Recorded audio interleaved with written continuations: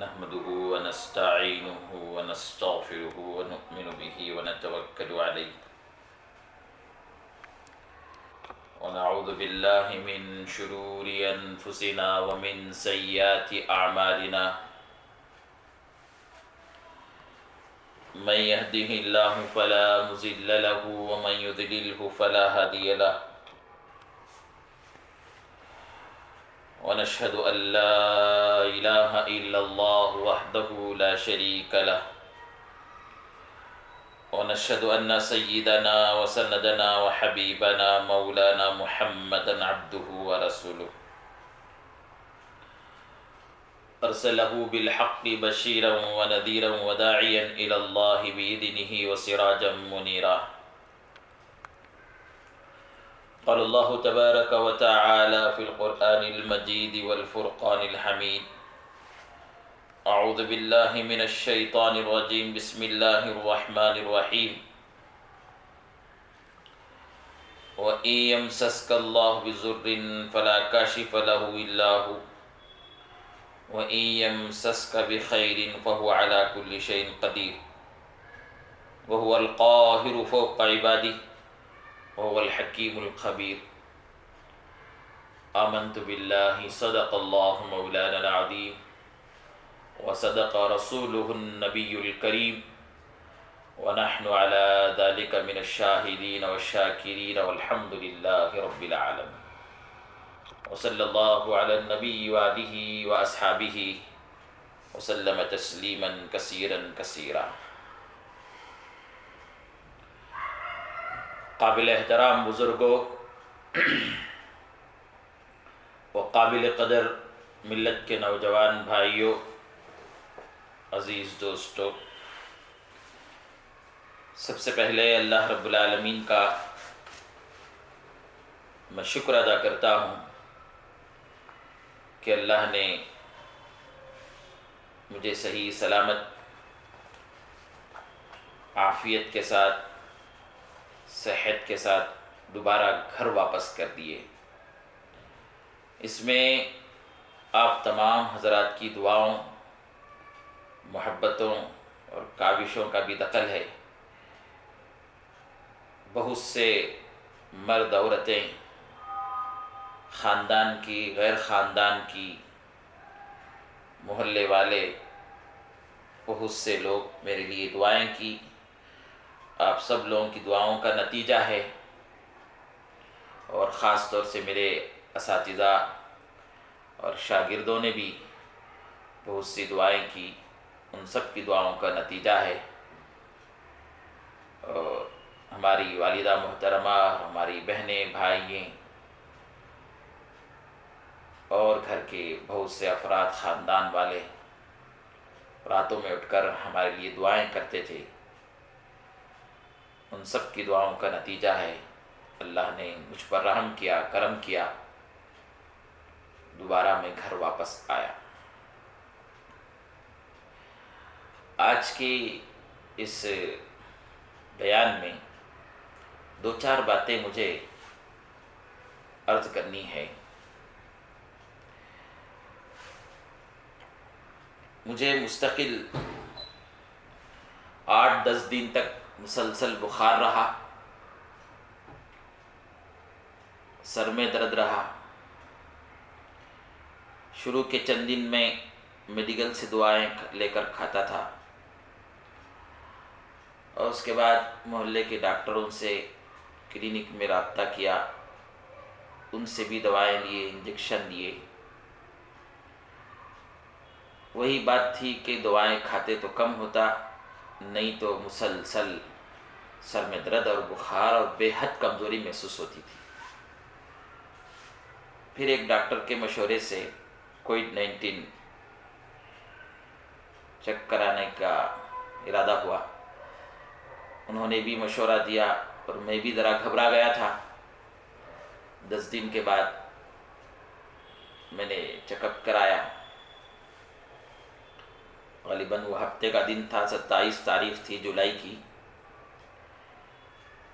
عصر کی نماز کے بعد میں نے چیک اپ کرایا. اللہ کا کرنا یہ ہوا 2 دن کے بعد مجھے عشاء کی نماز کے وقت فون آتا ہے آپ کرونا پازیٹو ہیں۔ مجھے یہ سننے کے بعد بہت تکلیف ہوئی۔ میں سب سے پہلے انا للہ و انا الیہ راجعون، اللہم اجرنی فی مصیبتی واخلفنی خیرا منہا کی دعا پڑھا، اور سبب کے طور پر میں سوچا کس سے رابطہ کروں۔ سب سے پہلے تو مجھے ہمارے محلے کے کارپوریٹر جناب مجاہد پاشا صاحب یاد آئے۔ میں ان کو رابطہ کیا اور بتایا کہ میری حالت ایسی ہے کہ میں 10 دن سے بخار میں مبتلا تھا، اور اس کے بعد میں نے کووڈ-19 ٹیسٹ کرا ڈاکٹروں کے مشورے سے، اب مجھے پازیٹو بتایا جا رہا ہے، اب میں کیا کروں۔ اللہ ان کی عمر میں برکت عطا فرمائے، ان کے عہدوں میں ترقی نصیب فرمائے۔ انہوں نے مجھے کہا کہ حضرت میں بھی فی الوقت ہسپتال میں ہوں، کووڈ-19 پازیٹو کا مریض ہوں، مجھے علاج چل رہا ہے، لیکن آپ ذرا بھی گھبرانے کی ضرورت نہیں ہے۔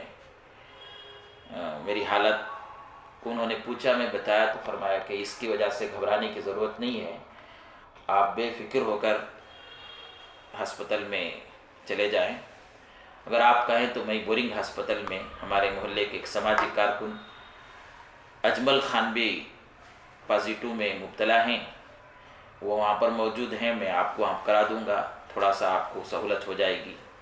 تو میں اللہ کی طرف سے یہ سمجھ کر فوراً ان کو کہا کہ مہربانی ہوگی آپ کی اگر آپ مجھے ساتھ دیں۔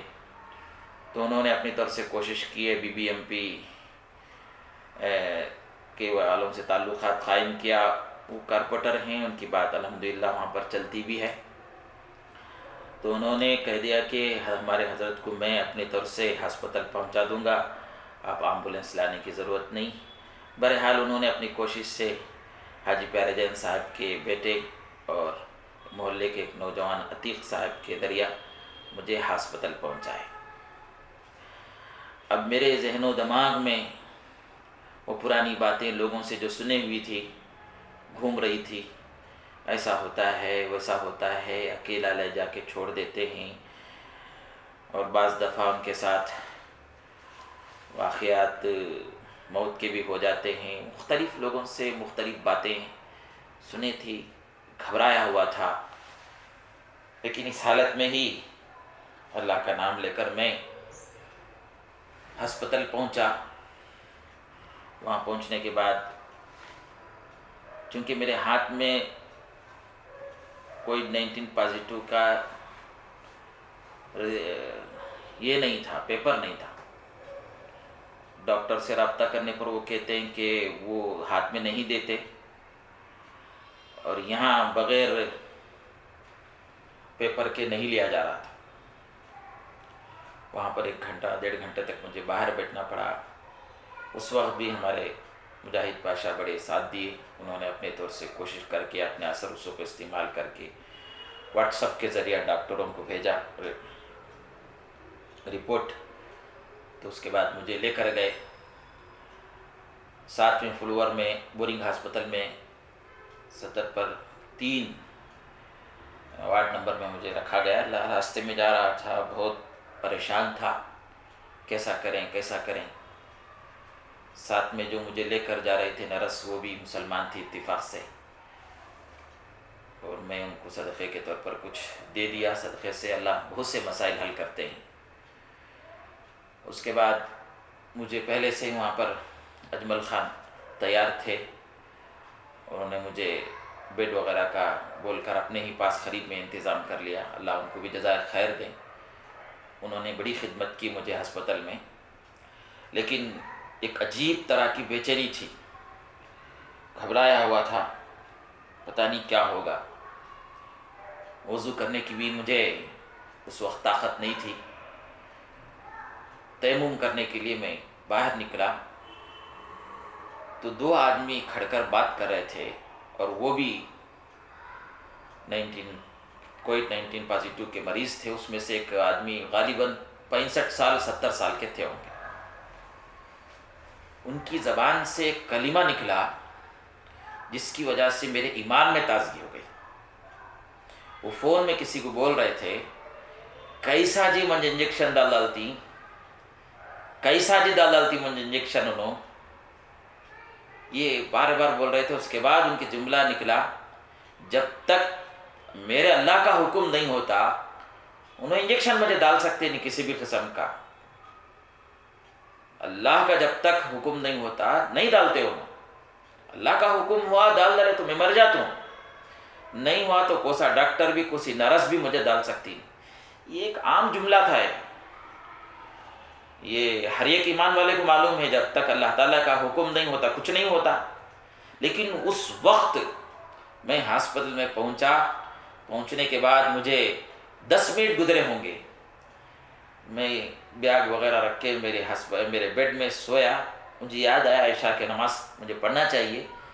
تو میں تیمم کرنے کے لیے جب باہر نکلا تو ان کی زبان سے وہ کلمے سننے کے بعد میرے ایمان میں تازگی ہو گئی, اور جو غلط فہمیاں جو غلط باتیں سنے تھے سب ختم ہو گئی. اور اس کے بعد میں تجربہ بھی کیا, مشاہدہ بھی ہوا مجھے, وہاں دیکھتا رہا. بہت اچھی خدمت کرتے ہیں وہ لوگ بیماروں کی, بہت اچھی خدمت کرتے ہیں. وقت پر کھانا دیتے ہیں اور وقت پر دوائیاں انجیکشن برابر دیتے ہیں. اور کوئی مریض یہ کہیں کہ مجھے انجیکشن لینے نہیں ہوتا ہے, تکلیف ہوتی ہے, تو پھر اس کا بھی سہولت سے انتظام کرتے ہیں. یہ جو باہر میں پورے ساتھیوں سے کہوں گا جو کووڈ-19 میں مبتلا ہیں ان کا رپورٹ پازیٹو آیا ہے تو گھبرانے کی کوئی ضرورت نہیں. اطمینان سے ہسپتال جائیں. سب سے پہلے اللہ رب العالمین پر بھروسہ رکھیں, اس بات کا یقین رکھیں کہ آپ کی تقدیر میں جو لکھا ہے وہ ہو کر ہی رہے گا. اگر تقدیر میں نہیں لکھا ہے تو سب مل کر آپ کو تکلیف نہیں پہنچا سکتے. آپ کی موت نہیں لکھی ہے کووڈ-19 پازیٹو میں تو آپ کو پورے سب لوگ مل کر تکلیف نہیں دے سکتے.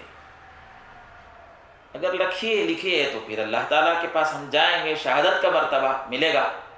اس لیے ذرا بھی گھبرانے کی ضرورت نہیں, آپ اطمینان سے جائیں. میں 1-2 مثالیں آپ کو پیش کر دوں جو غلط فہمیاں پھیلی ہوئی ہیں ڈاکٹروں کی طرف سے یا نرسوں کی طرف سے. کچھ گڑبڑ ہو جاتا ہے جس کی وجہ سے ایسا ہوتا ہے ویسا ہو جاتا ہے, 1 دن 2 دن میں مر جاتے ہیں. یہ سب جو سنے ہوئے ہیں ایسا نہیں ہے. میں آپ کو بتاؤں, ایک مسجد کے خادم ہیں, بنگلور کی مشہور مسجد ہے, میں نام نہیں لے سکتا. وہاں کے ایک مشہور خادم ہیں, تقریباً ان کی عمر بھی 65-70 سال ہو گئی.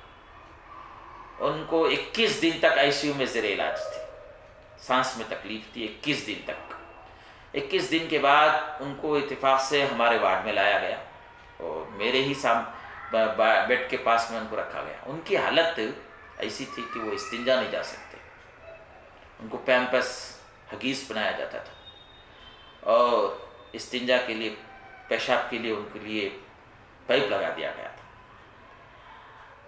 وہ بیڈ سے اتر کر ویل چیئر میں جانے کے لیے 10 منٹ لگتا ہوں.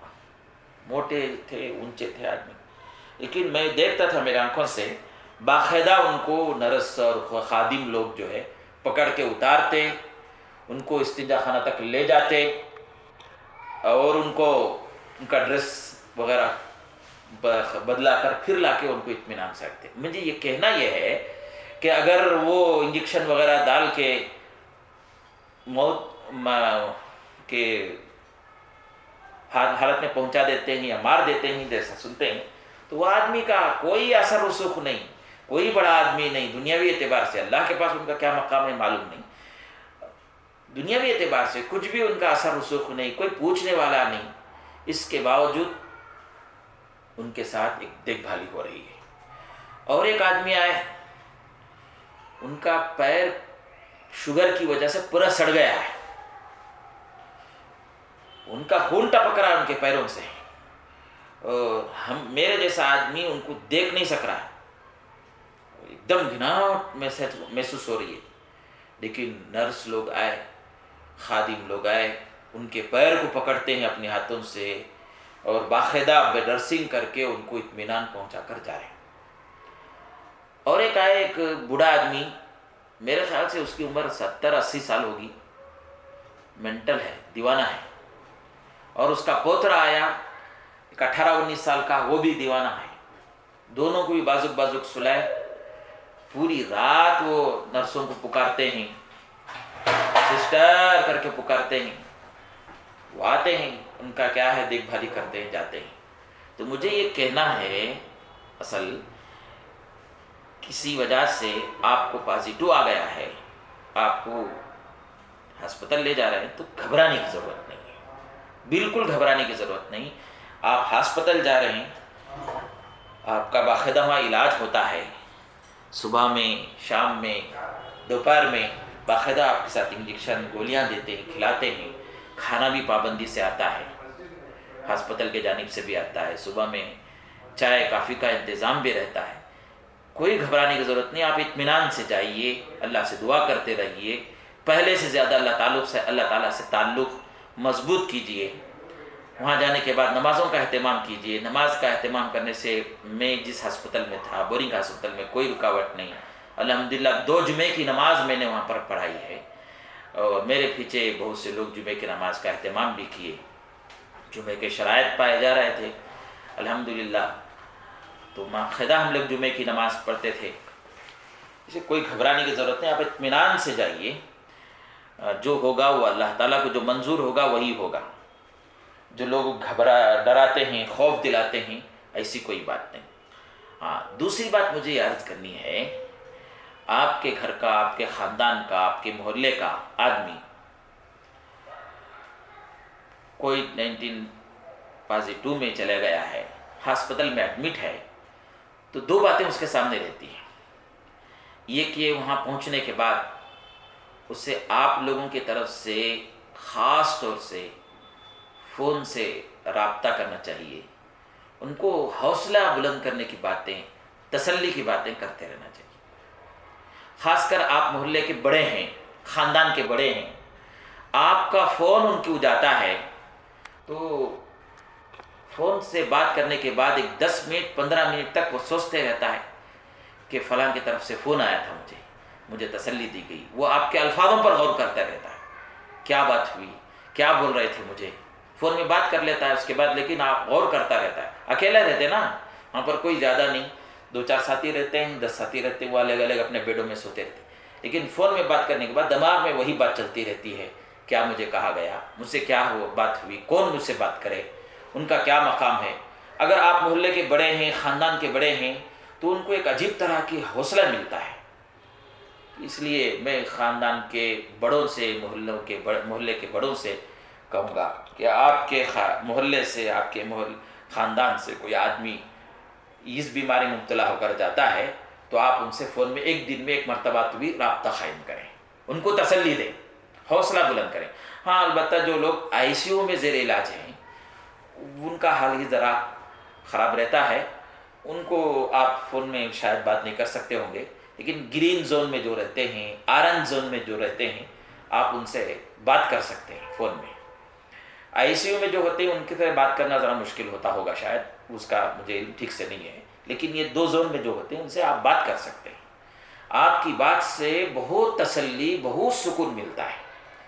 ایک تو بات کریں، اور ان کی ضرورت کیا ہے معلوم کریں. ان کی ضرورت کیا ہے معلوم کریں. ان کی کیا ضرورت ہوتی ہے. وہاں جانے کے بعد کھانے کی ضرورت ہوتی ہے، کپڑے پرانے ہو جاتے ہیں، بدلانے کی ضرورت ہوتی ہے، تو آپ ان کو باقاعدہ کھانا پہنچائیں. پہنچانے میں کوئی رکاوٹ نہیں ہے. ہسپتال میں لے جا کر آپ مریض کا نام لکھ کر دے دیں، تو وہ لے جا کر باقاعدہ آپ کے وارڈ میں پہنچا دیتا ہے آپ کے مریض. تو آپ خاندان میں کوئی بیمار ہوا، محلے میں کوئی بیمار ہوا، تو آپ کے طرف سے ان کو کھانا ایک دن میں 2 مرتبہ کم از کم پہنچائیں، 1 مرتبہ پہنچائیں، کم از کم ہفتے میں 2-3 مرتبہ. ساتھی لوگ اور جوڑ لیں بیٹھیں کہ آج ہمارے محلے کا آدمی بیمار ہے، بھائی ہم ان کو کھانا پہنچائیں.